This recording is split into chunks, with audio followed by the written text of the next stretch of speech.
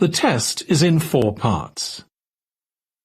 At the end of the test, you will be given 10 minutes to transfer your answers to the answer sheet. Now turn to Part 1.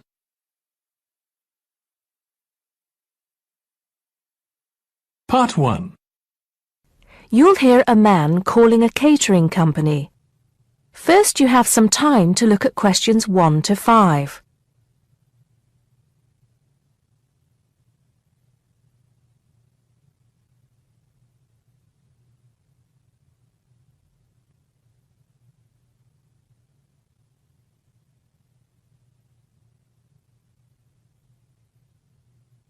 Listen carefully and answer questions 1 to 5. Hello, 5-Star Caterers. Can I help you? Oh, yes. I spoke to you an hour ago about the arrangement. Oh, yes.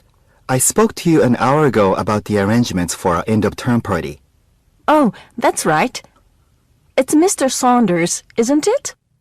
Actually, it's Sanders. That's S-A-N-D-E-R-S. Oh, I'm sorry. I'll just get that down correctly on the form. Okay, Mr. Sanders, sorry about that. No problem. Well, I've got the details you asked for, so I thought I should call you back quickly and book. Good. Let's fill in the form, shall we? Great. First of all, can you give me a telephone number? Somewhere where you can be contacted during the day. Yes, it's 445-6786.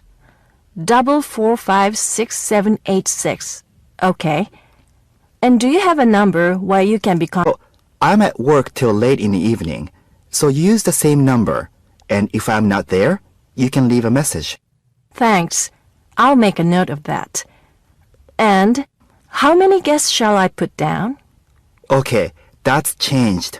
So instead of the figure I gave you before of 85, it's now only 50. It's much lower, I'm afraid, because a lot of people can't make that date. That's not a problem. Can you remind me of the date we'd set? Yes, it's the 25th of June. Okay, that's fine. Before you hear the rest of the conversation, you have some time to look at questions 6 to 10.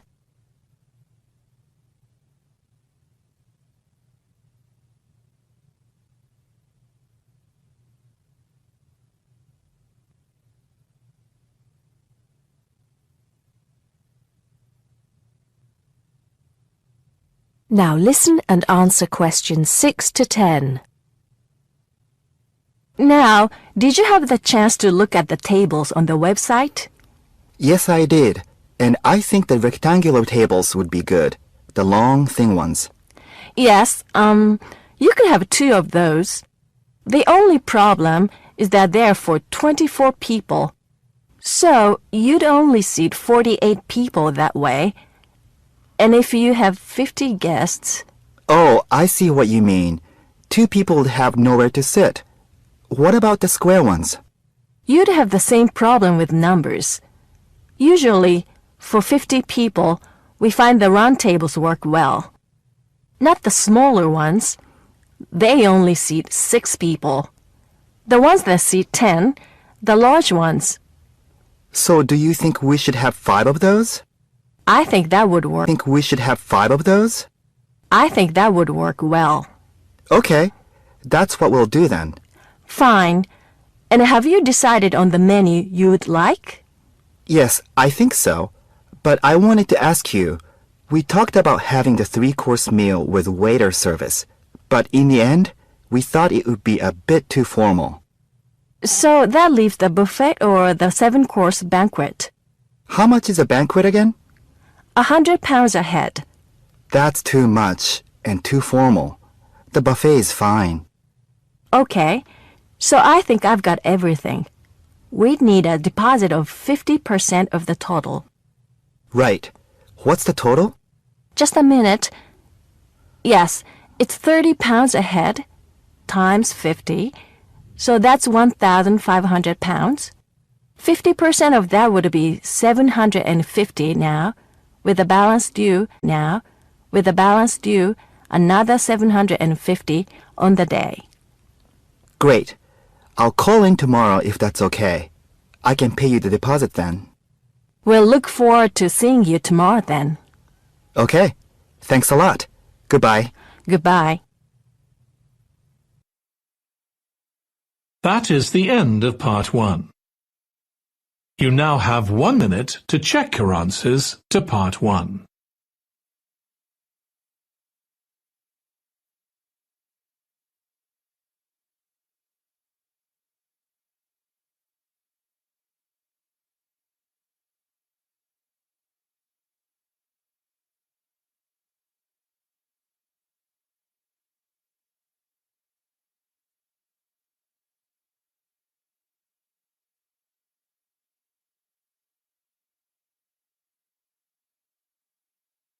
Part 2.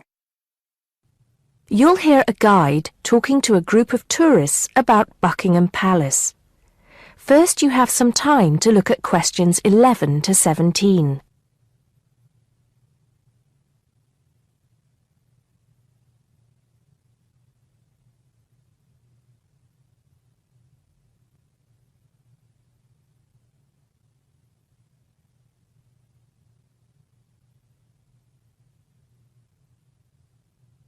Now listen carefully and answer questions 11 to 17.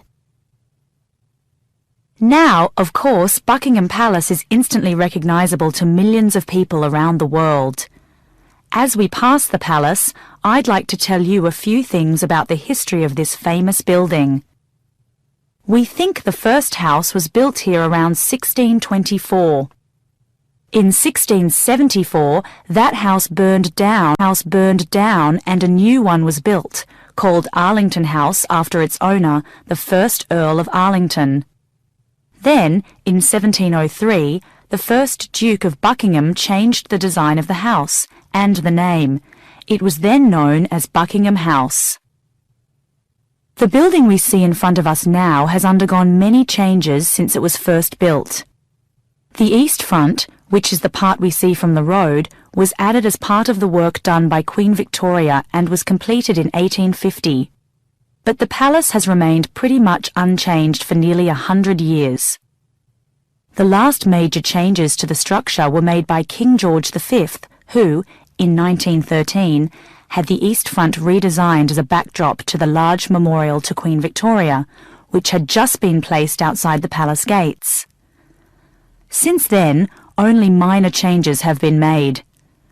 I should point out, though, that the palace was bombed 7 times during the Second World War, most seriously in 1940, when the palace's chapel was destroyed. Today, of course, it is the home of the royal family, but that wasn't always the case, although they did own most of the land it was built on. It was George IV who turned it into a palace, doubling its size when he became king in 1820. He had inherited it from his father, King George III, who, in 1761, had become the first royal owner of the building, though it was still not used as the home of the royal family, just as a private home for Queen Charlotte. It was known as the Queen's House at that time. King William IV finished the work after his brother, George IV, died. But King William never moved into the palace. In 1834, he offered it as a new home for Parliament after the Houses of Parliament were destroyed by fire. The offer was not accepted, though, and in 1837, when Victoria became Queen, the house became the main royal residence in London. However, Victoria and her husband, Prince Albert, found the house too small, so they carried out building work to further enlarge it. This included building the east front, which I've already mentioned as the part we are looking at now. Victoria was also responsible for moving the Marble Arch, built as a part of the palace itself in the 1820s, to where it stands today, separate from the palace on the corner of Hyde Park. For 20 years or so, the palace was often the setting for huge banquets, dances, and musical performances. This period lasted until Prince Albert died in 1861, after which Victoria and the palace was hardly ever used. Before you hear the rest of the talk, you have some time to look at questions 18 to 20.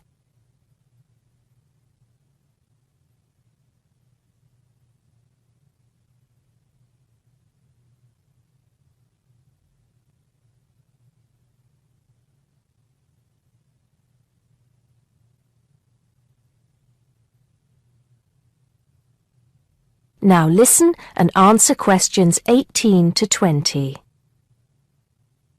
When Victoria died in 1901, Edward VII became king. He was responsible for most of the decoration inside that exists today, and the dark days of the later part of Victoria's reign were fairly quickly forgotten as the palace came back to life. The palace has been in continual use by the British royal family ever since. A lot of people ask me if they can visit the palace. One way is if you're lucky enough to be invited to one of the 3 garden parties usually held every year. As many as 8,000 people attend these, although most of them do not get to meet any members of the royal family, and they don't see much of the inside of the palace. The garden is, however, quite spectacular, and it is the largest private garden in London, with an artificial lake, 30 different species of bird, and over 350 different wild flowers, some of which are extremely rare. Inside the palace, there are 240 bedrooms, 92 offices, and 78 bathrooms. There are also 19 staterooms, which are used for official engagements and ceremonies. Members of the public are only allowed to visit the staterooms, and then only in August or September when the monarch is not there. It's worth it, though, because there's a lot to see in the staterooms, including examples of some of the world's best art with works by Rembrandt, Rubens, and Canaletto.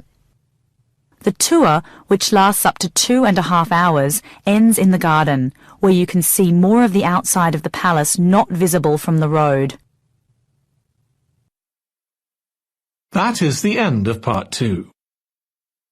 You now have 30 seconds to check your answers to part 2.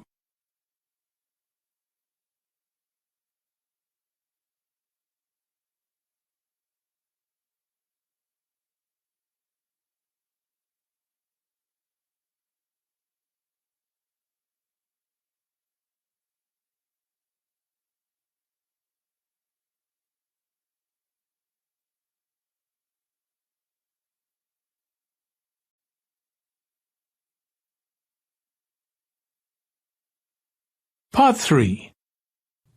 You'll hear 2 university students discussing a social science lecture they attended. First, you have some time to look at questions 21 to 24.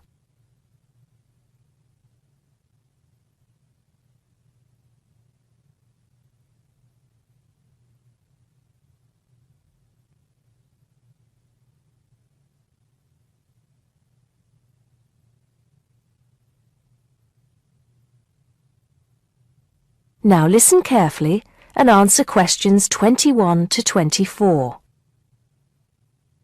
Did you go to the first social science lecture yesterday? Yeah. Didn't you see me there? No. I was trying so hard to understand the lecturer. What didn't you understand? A lot of it, really. Study history as part of the course, but I didn't get why. You probably missed it. He said early on that we need to learn from our past mistakes. Right. But he also said we need to put ourselves in the place of our ancestors. Why is that? I think the point is that it's not enough to know how they lived and what they did. We need to know what they thought. I see. And I've written transferable skills in my notes next, but I have no idea what that means. If you study social science, you learn skills that you can use in a job. Oh, right. Is that all? Okay, but why is that? The point he made was that in studying social science, you use a flexible and adaptable approach to learning. Before you hear the rest of the conversation, you have some time to look at questions 25 to 30. Questions 25 to 30.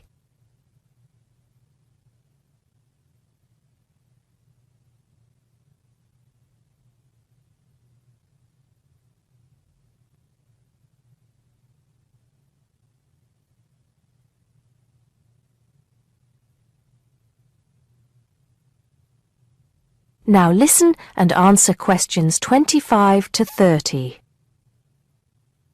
He also kept mentioning all the other subjects we will need to study as part of the course. I didn't write them all down, did you? Some of them. I think I can make sense of my notes. The first one was anthropology, which he said would cover prehistory and archaeology as well. Okay. Then there's economics. I wrote down that this was not meant to mean that we will spend all our time looking at economic theory, but more that we need to see how humans behave. That's good. I don't think I could handle economic theory. He said something about education too, didn't he? Yeah. He said we'll be looking at how cultural information is handed down from one generation to the next through teaching children. He said we'd be focusing on geography too, but I can't really remember which aspects. Can you? I noted it down, I think. Here we are, yes, particularly in relation to urban planning. It's law that I got confused about. I didn't understand why he linked that to economics. I think he meant that laws affect the way wealth is distributed. That makes sense. Now, what are the science wars? Okay, I did get that. The science wars, science collects information. In sociology and social work, and in social science generally, they can only study patterns of behavior and observe. If you compare that to the way scientists work in physics or chemistry, it's very different because they use specific experiments that can be tested and which give concrete answers. Social studies is often accused of being unscientific. That's all. Okay, but it still looks like a good course, doesn't it? You don't have any regrets, do you? None at all. I'm looking forward to it. That is the end of part 3. You now have 30 seconds to check your answers to part 3.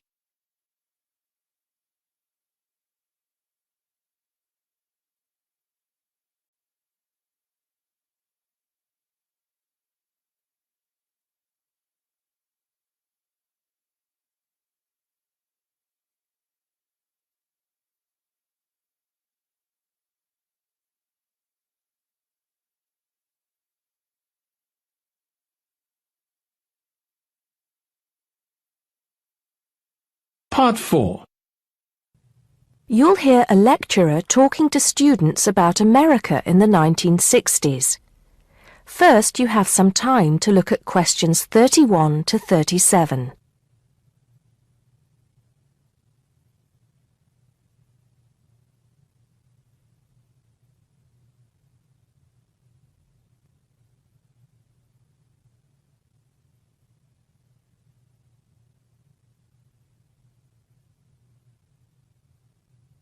Now listen carefully and answer questions 31.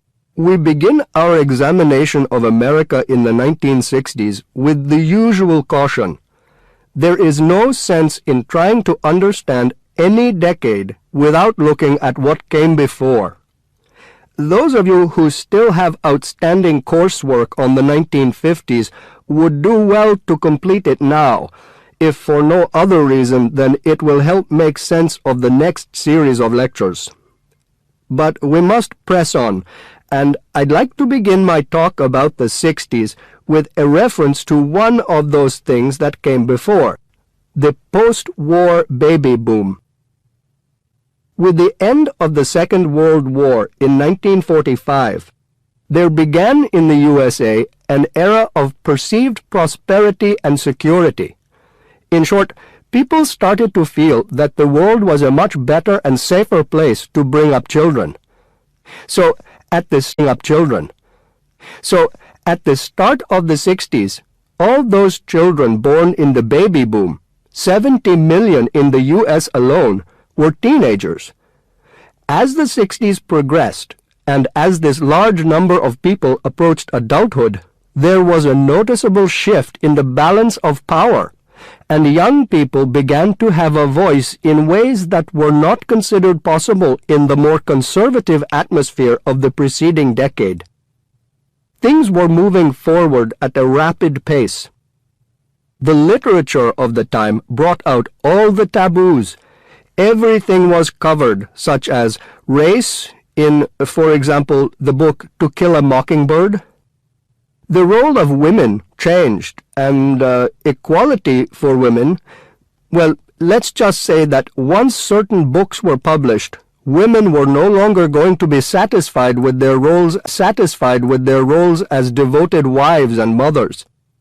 Through literature alone, the whole fabric of society was challenged, and by the end of the 60s, things would never again be as they had pretty much been for the preceding 40 years.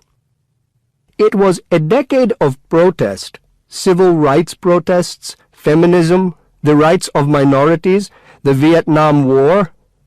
All these causes led to peaceful and not so peaceful protests on college campuses and elsewhere. People had been given freedom of speech, and they were going to use it. The crime rate rose to 9 times what it was in the 50s, as respect for the old order faded away. But it was also a time of great development. In medicine, the 60s saw the first heart transplant. In technology, we saw the first American in orbit and lasers being invented at the start of the decade, and the first man on the moon, and the first primitive internet at the end. Before you hear the rest of the talk, you have some time to look at questions 38 to 40.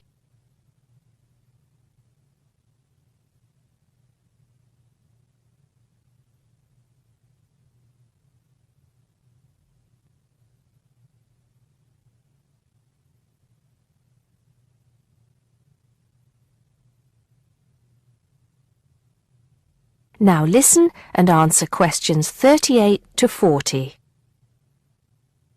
None of this, good or bad, might have happened if things in 1962 had gone slightly differently. On October 16th, President John F. Kennedy met with his closest advisors at the White House. They had obtained photographic evidence showing that Cuba was building or installing nuclear weapons.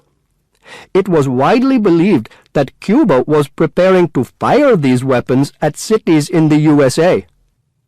Kennedy was faced with 3 choices: to try to resolve the crisis diplomatically by negotiating with Cuba and the Soviet Union, to take action to block the delivery of more weapons into Cuba, or to attack Cuba, destroying their weapons. Believing that the first option would end in failure and that the third option would lead to war, it was the second option that Kennedy chose. In doing so, he succeeded in preventing the buildup of more missiles. The Soviet Union then withdrew the weapons from Cuba. Most historians agree that if Kennedy had acted differently, the episode would have led to a full-scale nuclear war between the United States and the Soviet Union. Millions would have died, and the world would have been changed beyond recognition. That is the end of part 4. You now